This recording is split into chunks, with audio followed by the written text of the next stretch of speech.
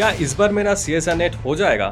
2 week बचा है, तो क्या प्रिपरेशन स्ट्रेटेजी आप फॉलो करवाओगे बच्चों को या फिर आपने की हो? तो अगर हम लोग इसको 2 वीक में बाइफरकेट कर ले तो उसमें बच्चों को प्रिपरेशन करना थोड़ा इजी रहेगा। और सर अगर हम टाइमिंग की बात करें तो एग्जामिनेशंस का जो ज्यादातर टाइम देखा जाता है कि वो दोपहर के टाइम हाँ। पे, मतलब सेकंड शिफ्ट में होता है। ये एप्टीट्यूड करें या नहीं करें तो फिर तो मैम देखो, एप्टीट्यूड करना वो एक बेसिकली एडवांटेज है। अगर मैं गेट की बात करूं तो गेट में एक सेक्शन आता है MSQ। Exactly. तो उसको कैसे करें? MSQ जो एक सेक्शन है, फर्स्ट ऑफ ऑल स्टूडेंट्स को लगता है कि इसमें तो भाई नेगेटिव मार्किंग हाँ। नहीं है, तो मैं जो भी है सारे क्वेश्चंस के सारे अटेम्प्ट करके आ क्वेश्चन जाऊंगा। कि जो MSQ वाला सेक्शन है और जो हमारा सेक्शन C होता है CSIR नेट में, उन दोनों को क्या हम कंपेयर कर सकते हैं क्या?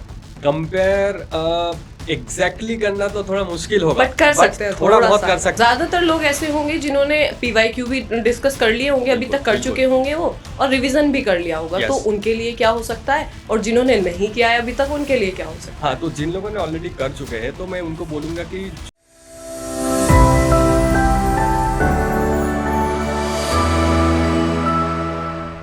क्या इस बार मेरा CSR नेट हो जाएगा? सर ज्यादातर स्टूडेंट्स के दिमाग में ये वाला क्वेश्चन चल रहा होगा इस टाइम कि क्या हमारा CSIR नेट हो जाएगा। तो क्यों ना हम इस पे छोटा सा एक डिस्कशन रख लेते हैं।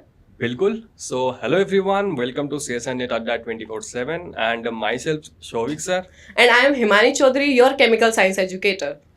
तो सर, तो अगर मैं आपसे ये पूछना चाहूँ कि जैसे आपको अभी पता है, हम दोनों को ही पता है कि CSIR नेट का और गेट का दोनों एग्जाम आने वाले हैं, आसपास ही हैं, 2 वीक बचा है, तो क्या प्रिपरेशन स्ट्रेटेजी आप फॉलो करवाओगे बच्चों को या फिर आपने की होगी? ओके, तो मैम अगर इसकी बात करें तो first of all CSR net and GATE examinations बहुत ही पास में है जी। तो बात यह है कि अभी 2 हफ्ते बचा है जी।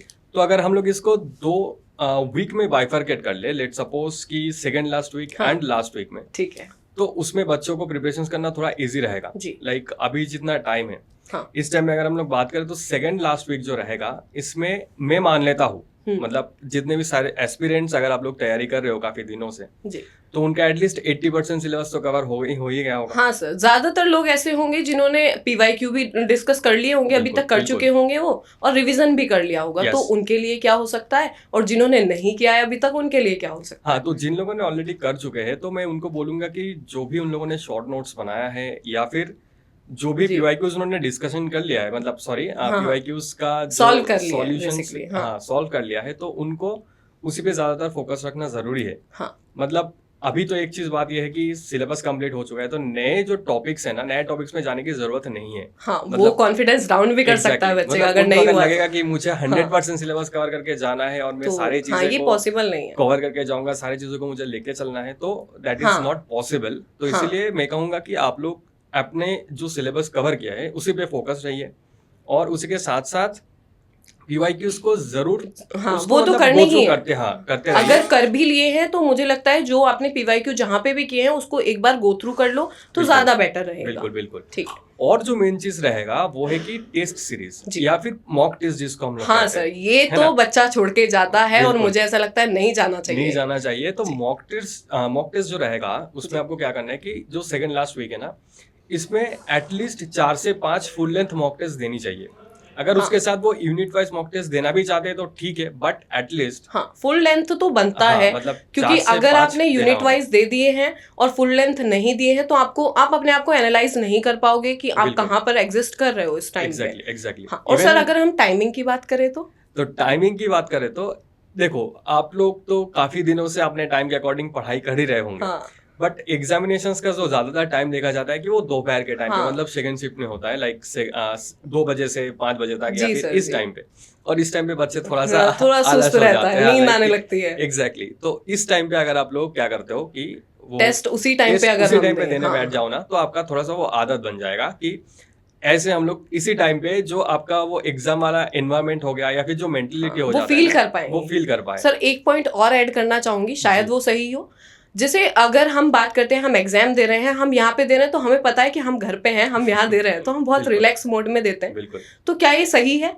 मैं तो बोलूंगा ये सही नहीं है। अगर आप एग्जाम देने बैठते हो ना तो एकदम कमरे में खुद को आइसोलेट कर लो। हाँ, अपने वही। कोई भी एक रूम है उसी रूम में चले जाओ, खुद को आइसोलेट कर इनफैक्ट लो। मैं तो प्रेफर करूंगी अगर कोई तुम्हारा बड़ा भाई बहन भी है उसको बैठाओ वहां पे, ताकि आपको फील हो कहाँ यहाँ पर किसी की प्रेजेंस है जो आप पे निगाहें रखे हुए है। मतलब इन्विजिलेटर हाँ, का रोल कोई प्ले इन्विजिलेटर कर टाइप, सकते हैं, ठीक है, राइट हाँ, राइट, वो ये कर भी सकते हैं बहुत ना। सही होगा। हाँ, और दूसरी चीज कि जैसे बच्चे, अब क्या हुआ कि मान लो उनके अकॉर्डिंग टेस्ट नहीं है जो भी वो अटेम्प्ट कर रहे हैं, अब उनका 1 घंटे में हो गया, तो क्या वो 1 घंटे के बाद उठ जाए? क्या ये सही रहेगा? नहीं, सही नहीं रहेगा। एक्चुअली अगर उसका 1 घंटे में हो जाता है तो आइदर कुछ ना कुछ तो प्रॉब्लम है, आइदर वो बहुत ज्यादा प्रिपेयर्ड है या फिर बिल्कुल ही अनप्रिपेयर्ड हाँ, है। वही। है ना? मतलब तो फिर 3 घंटे यूटिलाइज करने चाहिए 3 उसको। घंटे, एटलीस्ट 3 घंटे नहीं तो 2.5 घंटे तो यूटिलाइज हाँ। करो, उसमें बैठो, बाकी क्वेश्चंस का एनालिसिस करो, मतलब बाकी मुझे क्वेश्चंस को ऐसा देखो हाँ, और उसको भी सॉल्व करने की कोशिश करो वहां पे बाय एनी चांस। हाँ। अगर आपको लगता है कि मेरे कंसेप्ट से ये क्वेश्चन है मुझे नहीं आ रहा है, हाँ। तो आपके दिमाग में आना चाहिए कि यार ये मेरे से नहीं बन रहा है, तो मुझे वो क्वेश्चन हाँ, जैसे अगर मैं बात करूं, मुझे ऐसा लगता है कि जैसे कुछ क्वेश्चंस ऐसे होते हैं जिसमें हम बीच में अटक रहे होते हैं, तो बिल्कुल। मेरा क्या है कि मैं उनको मार्क करके रख लेती हूँ Okay. कि इसको मैं लास्ट में कर लूंगी, Okay. जब अगर मुझे टाइम मिलता है तो। ठीक है। अब ऐसा हुआ कि हमने कर लिया है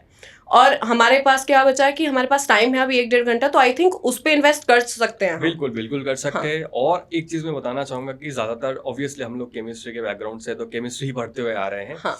तो जब आप लोग full length mock test try कर रहे होंगे ना, उनको मैं ये बोलना चाहूंगा कि केमिस्ट्री तो करो ही, बट लास्ट में अपने टाइम को इस तरीके से रखो कि एटलीस्ट आधा घंटा अगर आपको मिल जाते हैं, हाँ। ताकि आप वो जनरल हाँ, एप्टीट्यूड वो सेक्शंस को भी portion- थोड़ा सा टच करके आओ। वही हम सबके दिमाग में क्वेश्चन होता था जब भी हम अपनी प्रिपरेशन फेज में थे, और जो बच्चे हैं प्रिपरेशन फेज में उनके दिमाग में भी है कि ये एप्टीट्यूड करें या नहीं करें। तो फिर तो मैम देखो, एप्टीट्यूड करना वो एक बेसिकली एडवांटेज है। मतलब अगर आप मान लो कि लेट सपोज मैं बात कर लेता हूँ कि केमिस्ट्री से ही कोई स्टूडेंट अगर 120 मार्क्स लेकर आ रहे हैं, 120 मार्क्स लेकर आ रहे हैं, अब उन्होंने सोचा मेरा तो 120 आ ही रहेगा, तो मुझे अब एप्टीट्यूड छोड़ने की, मतलब हाँ। टच करने की जरूरत नहीं है। हाँ। बट अगर वहां पे ही वो 3-4 क्वेश्चंस करके आ गए, हाँ, तो वो अच्छी रैंक ला सकता है। सही भी करके आ गए, हाँ। तो वही ना उसका रैंक को बहुत ज्यादा हाँ। उसमें अफेक्ट कर देता है, मतलब वो काफी हाँ। आगे लेकर चले जाते हैं मतलब उसमें। ज्यादातर देखने को मिला है कि जो बच्चे अच्छे रैंक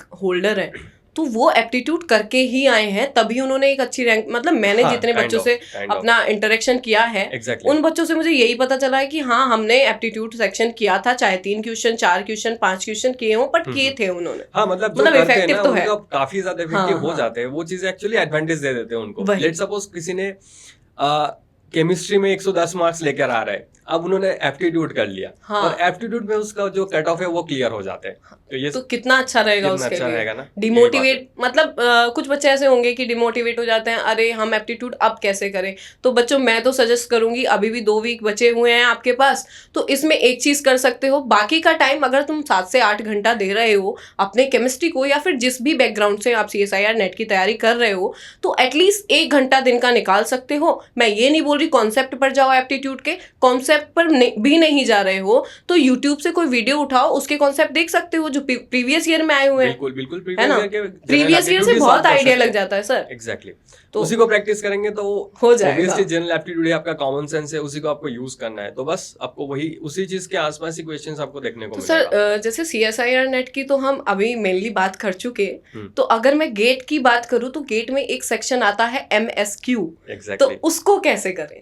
हाँ, तो MSQ जो एक सेक्शन है, फर्स्ट ऑफ ऑल स्टूडेंट्स को लगता है कि इसमें तो भाई नेगेटिव मार्किंग नहीं है, तो मैं जो भी है सारे क्वेश्चंस के अटेम्प्ट करके आ जाऊंगा, मुझे कुछ ना कुछ तो सही हो जाएगा। बट हाँ, ऑब्वियसली एक आप ऐसे कर सकते हो, बट ये सही तरीका नहीं है, क्योंकि क्या होता है ना कि वो पोर्शन ऐसा है, मुझे लगता है कि वो नंबर दे भी सकता है और ले भी सकता है। लेगा तो क्या ही, खैर नेगेटिव मार्किंग ही नहीं है, बट दे तो सकता है। बट हाँ, वो दे सकता है नंबर्स। और बेसिकली अगर आपको MSQ करना है ना, थोड़ा सा डेप्थ नॉलेज जरूरी होगा। मतलब गेट का जो पेपर होते हैं वो ऑब्वियसली आपने देखा होगा कि डायरेक्ट कंसेप्ट वाला क्वेश्चंस नहीं पूछा जाता, थोड़ा सा एप्लीकेशंस वो पूछा जाता। मतलब अगर हम बात करें, ज्यादातर बेसिक नॉलेज के अंदर घुस के क्वेश्चन पूछा जाता है, ऊपर से नहीं। तो क्या सर, अगर मैं ये चीज बोल दूं कि जो MSQ वाला सेक्शन है और जो हमारा सेक्शन C होता है CSIR नेट में, उन दोनों को क्या हम कंपेयर कर सकते हैं? क्या कंपेयर एग्जैक्टली करना तो थोड़ा मुश्किल होगा, बट कर सकते हैं, थोड़ा थोड़ा बहुत सा। कर सकते हैं, क्योंकि- क्योंकि हाँ। पार्ट सी के लिए भी आपको डेप्थ नॉलेज चाहिए होगा, हाँ। और पार्ट और एमएसक्यू के लिए भी आपको डेप्थ नॉलेज चाहिए मतलब होगा। अगर मैं बताना चाहूँ, उसमें क्या होता है कि 4 ऑप्शन दिए होते हैं पारसी हाँ। में, और उसमें बोल दिया जाता है ABC इज करेक्ट, तो हाँ, कहीं ना कहीं exactly. है वो MSQ कुछ- ही, हाँ, है ना, काइंड ऑफ MSQ ही हाँ, है, बट वो MSQ घुमा दिया गया है, घुमा बस। दिया गया है, बेसिकली ये हाँ। बात है। तो CSI और नेट के साथ आप गेट में इस तरीके से प्रिपेयर कर सकते हो, ठीक है। बिल्कुल, और बिल्कुल। बात करें सिलेबस की, तो वो तो आपको पता है सेम ही है दोनों में। सिलेबस भी ठीक सेम है। है, और हाँ, गेट में एक्स्ट्रा जो पोर्शन रहेगा वो रहेगा NAT, हाँ जो आपको CSI नेट एग्जामिनेशंस में नहीं देखने को मिलेगा। मतलब आप ऑब्वियसली न्यूमेरिकल सॉल्व हाँ, करोगे, उसमें MSQ आता है, MCQ आता है। MCQ आता है, बट हाँ। यहाँ पे प्रॉब्लम क्या है कि NAT में आपको 2-3 चीजों पे ध्यान रखना पड़ेगा। एक तो जो है यूनिट, स्पेशली हाँ। अगर मैं फिजिकल केमिस्ट्री की बात करूँ, वहाँ पे यूनिट हाँ, बहुत यूनिट अच्छे से ध्यान रखना कन्वर्जन, पड़ेगा। फिजिकल को तो आप ही अच्छे से डिस्कस कर पाओगे सर। और दूसरा जो रहेगा वो होगा कि वहाँ पे ब्रैकेट में हमेशा मेंशन रहता है कि up to 1 decimal places, up to 2 decimal places, up to 3 हाँ, डेसिमल तो प्लेसेस। ये चीज बहुत ज्यादा तो यहाँ पे इम्पोर्टेंट ना आपको रहेगी। प्रॉपरली वो राउंड ऑफ करके वैल्यू लिखना जरूरी है। वो हाँ